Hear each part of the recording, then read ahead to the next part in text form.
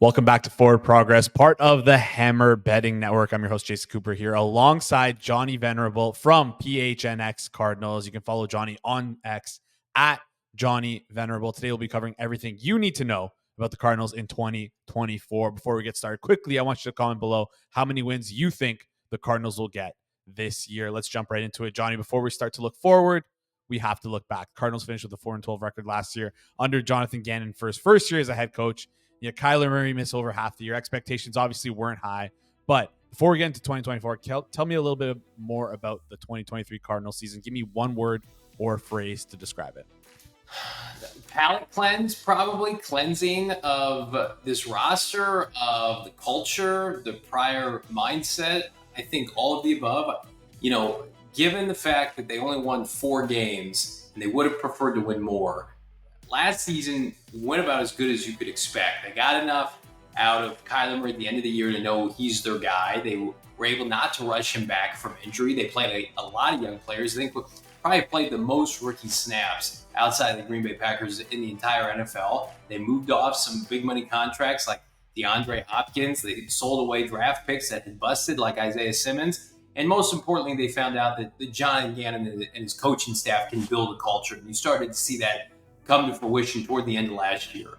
In Kyler Murray's 8 games with the team, they went 3-5 against the toughest strength of schedule remaining in the NFL. They beat multiple playoff teams, including Pittsburgh and Philadelphia. And if Matt Prater doesn't miss 2 field goals in under 2 minutes in the finale at State Farm Stadium, they go 4-4 with Kyler, with that roster last year. So yeah, I think, behind closed doors, even though publicly they said, it wasn't good enough, I think they feel pretty good about the progress they made last year and into 2024. Before we get into the next part of the episode, just want to give a quick shout out to our sponsors over at Pinnacle. Pinnacle is the world's sharpest sportsbook, offering competitive odds for 25 years. If you're looking to bet on the NFL, NBA, NCAA football, or any sport for that matter, you should have Pinnacle as one of your available outs. Bet smart, bet Pinnacle. Must be 19 plus, and please play responsibly. Yeah, it's almost like it's a good first step for this coaching staff and for this team in sort of instilling that new culture. That's something I kind of wanted to touch on here was the coaching staff. Drew Petzing and Nick Rallis, both first-time play callers last year. Just curious to get your thoughts and opinions on how they kind of schemed up those offenses and defenses on both sides of the ball, and just your general opinion on them as coordinators in their first year. Not to drink the Kool-Aid, I think both of them overachieved, especially Nick Rallis, given the fact that, I wasn't shy about this at the time. I thought the Cardinals had the worst collection of defensive linemen maybe in modern NFL history, like especially at their 3-5 technique defensive tackles. They had a bunch of veterans they signed on the cheap. Those guys go down early in the season, and they're starting practice squad level players for most of the year. So I think Nick Rallis, who was a hot commodity when Jonathan Gannon snagged him from Philadelphia, he had multiple offers from other teams, including the Chargers and the Eagles. He opted to go with JG. I like what he did. I'm interested and anxious to see what he can do now with an influx of talent. But, I'm sitting here. I'm pretty surprised Drew Petzing didn't get at least one head coaching interview. This is a guy, the Cardinals were top 15 in total offense. I think they were top 12 when Kyler Murray came back at the tail end of last year. He elevated guys like Trey McBride. James Conner had his best year. The Cardinals were 4th in rushing in the NFL. Kyler Murray had a 2-to-1 touchdown interception ratio. And now it's like you add in the players we're going to talk about, headlined by one Marvin Harrison Jr. And it's like this offense has really no excuse not to be a top 10 offense. And it's a combination of Cleveland, and there's a lot of Kyle Shanahan-esque type of schematics that they do. They run the ball more than anybody on second down. I'm not sure that's going to continue given the weapons they have now, but it's as well-rounded of a group personnel-wise, and I think Drew Petzing's poised to take advantage of that. Yeah, and you mentioned the offense. You mentioned the defense to start here, and that's kind of what I wanted to start with, and then we'll get into the offense. Obviously, last year their offense was very good, but the defense, like you mentioned, it was performed better than expected with the players they had on the field. But again, the actual output on the field wasn't great either. 30th in EPA per play allowed, 31st in dropback EPA, 21st in defensive DVOA. It kind of just, they didn't look as good as you want a defense to be last year. So this year they obviously brought in some defensive players. They spent a little bit of money on Justin Jones, brought in Bilal Nichols, Sean Murphy-Bunting, Mack Wilson Jr. They also drafted a cornerback in the second round, Max Melton. Just curious what your expectations are for the defense this year. Do you have any concerns about it at all? Do you feel like there were any holes that they needed to fill that they haven't in the offseason? Yeah, I mean, it was the defensive line was the biggest question mark, and I do think they're better. How much better, that remains to be seen. They're really going to have to lean on Rallis and especially head coach Jonathan Gannon.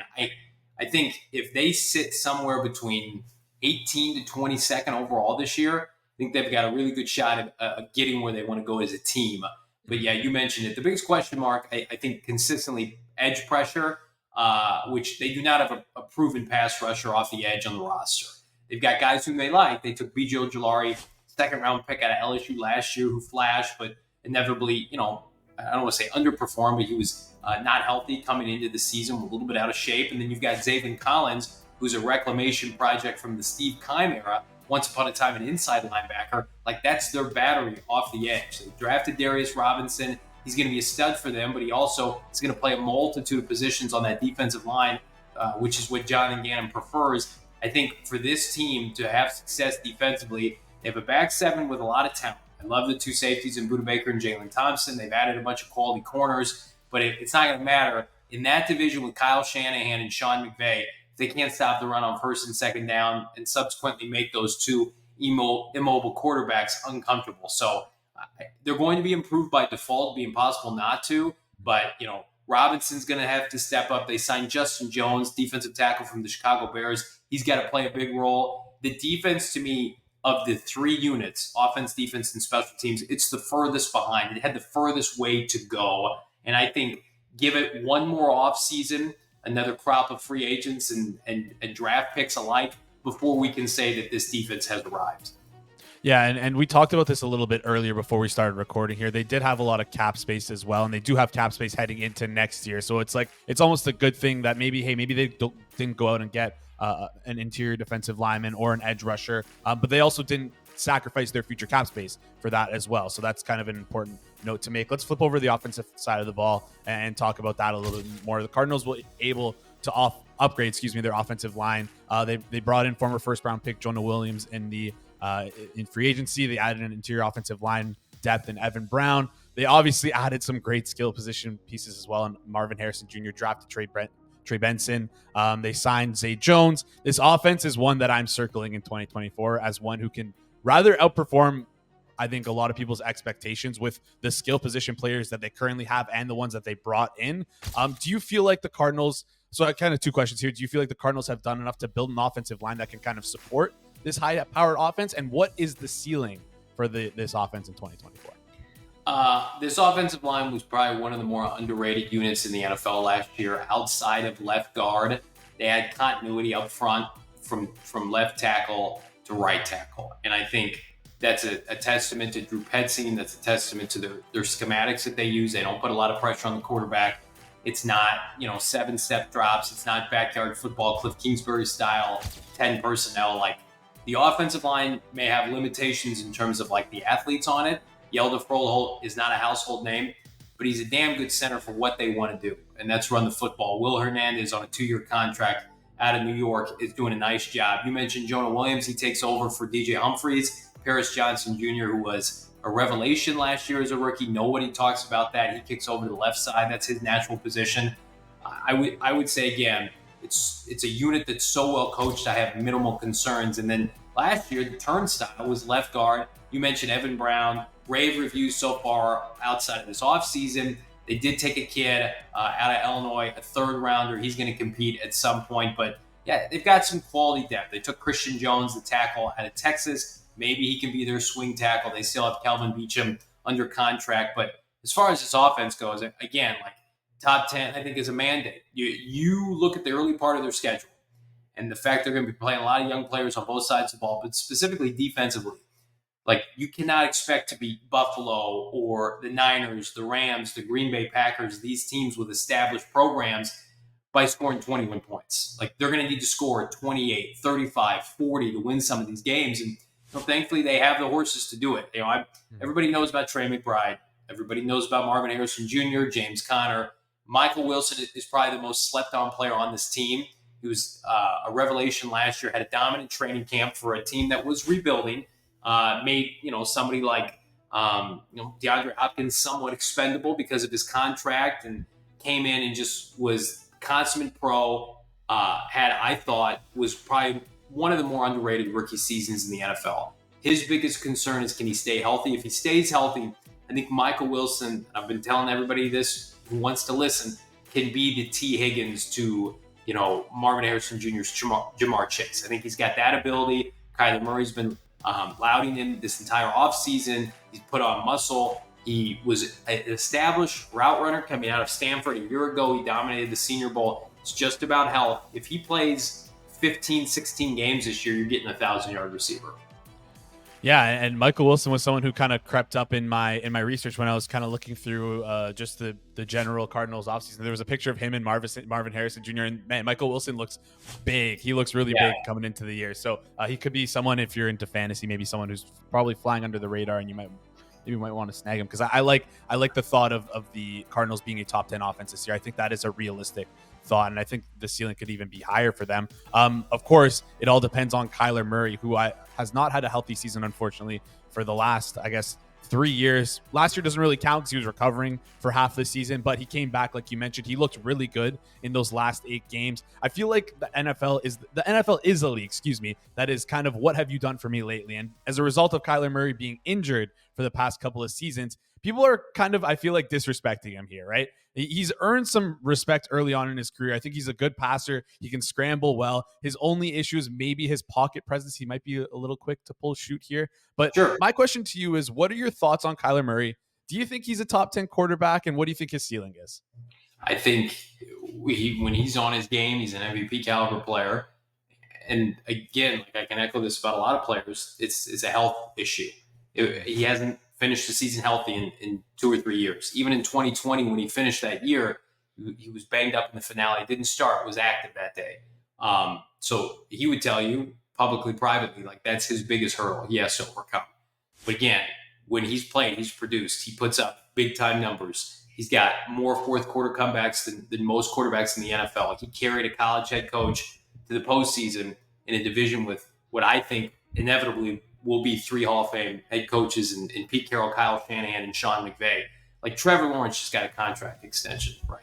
He's making $55 million, 56, whatever it is.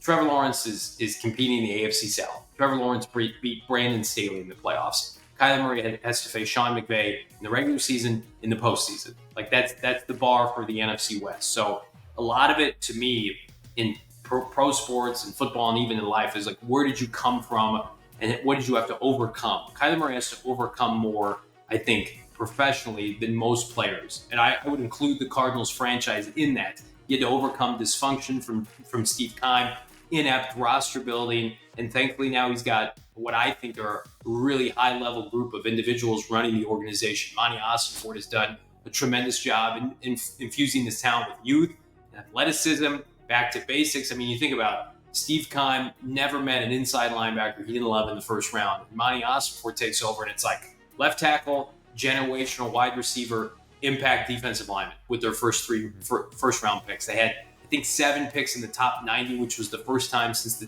1991 Dallas Cowboys did that. Like, they are a draft and develop organization, and Kyler Murray has bought in. So by all accounts, we've got this sourced on our show. Jonathan Gannon is just smitten with what K1 has done this offseason. He looks fantastic. He looks poised for a monster year. And anybody, and this, I'll end on my little rant on this, but anybody that would push back and say, well, they have to say that it's him, it's his contract. The Cardinals had every opportunity last year. They had a clean slate. Ossenfort and Gannon did. They had the grace of the owner, Michael Bidwell, build the team how you want. They could have, with Joshua Dobbs, rolled it out for the rest of the year. They had 1 win. They had beaten the Cowboys and tanked for Caleb Williams. Caleb Williams could be an Arizona Cardinal. But they saw enough from Kyler Murray from a leadership standpoint, certainly from a play standpoint. Let's get this guy back in the lineup. Let's get ready for 2024. And Kyler Murray rewarded them with a couple good victories. I thought his play got better as the season went on, elevated that bottom tier roster. But they could have had Drake May or Caleb Williams or Jaden Daniels, and they could have traded Kyler Murray. Kyler Murray would have had a market this offseason. So they have hitched their wagon to him, and that's a testament to the work and time he's put in, and really the leader he's become. Yeah, the team is definitely all in on Kyler Murray, and rightfully so. I think the ceiling is high for there. I think he's, again, like I mentioned earlier, he's kind of getting disrespected as a result of like, what have you done for us lately? You can't blame a guy for getting hurt and tearing his ACL. I'm excited to watch the Arizona Cardinals heading into the season. Let's flip over and talk about some expectations for the team. Pinnacle right now has their win total at 6.5, heavily juiced towards the over for them to win the NFC West 13-1, NFC champion 50-1, and the Super Bowl 112-1. Not much was expected of this team in year one from Jonathan Gannon and his crew, obviously with Kyler Murray sidelined for over half the season. Now we're here in year two. What are the expectations for the Cardinals in 2024? I mean, I think they'd be disappointed if they weren't a playoff team. That's asking a lot, I think, but 7 playoff spots in the NFC. The AFC is a QB gauntlet. The NFC is not. The Cardinals' second half of their schedule is a lot of Seattle, New England, Carolina. There are winnable games from Halloween on. But the gauntlet to begin the season is immense. They need to exit the first 8 games with, at worst, a 3-5 record. I think it's very obtainable for them. And they're going to need Kyler in the offense to carry them, in my opinion. But I would take the over as well. I think in the NFC, probably 9 wins get you in. I've got them around 9, 8 wins, probably on a good day. And if everything breaks right, they could get to 10, 11 wins. If the offense explodes, if Marvin Harrison Jr. is Jamar Chase 2.0, AJ Green, Julio Jones, and the defense is ahead of schedule under John again, like, no one is going to scoff and complain nationally. The Cardinals get to 8 wins. They'll say they're right on track. But I think they'd be disappointed. And their trajectory very similar. And I know this is like the cliche thing to say now, to Detroit a couple of years ago, where rebuilt the first year under Campbell, second year, 9 wins, just misses the playoffs, and then, of course, last year getting to the NFC Championship game. The Cardinals' biggest bugaboo is what can they do in the NFC West? You know, as much promise as Gannon showed last year, they went 0-6 in the division. Now, Pete Carroll is gone. They lost a couple close ones. You have to beat Seattle. You have to somehow find a way to win 3 games in the NFC West. If you do that, I think you got a good shot. Yeah, it's going to be a tough season for the Cardinals, but again, the schedule does help them out a little bit here. And like you mentioned, it's again like, and I've been talking about all show here. This offense is what I'm looking at, and like if you have a good enough offense in the NFL, you have a chance to make your way into the playoffs here. That does it up for us today. Let us know your thoughts on the 2024 Cardinals in the comment section down below. Make sure you check out Johnny on X at Johnny Venerable. If you made it this far, guess what? That means you like this content, so please press that like button. It goes a long way for us here. If you enjoy this content and you're new to the channel, make sure you hit that subscribe button as well. We're previewing all 32 NFL teams here on Forward Progress as we make our way towards training camp. So make sure you turn on notifications when you subscribe so you never miss out. And if you're not into notifications, there should be a button somewhere on your screen here.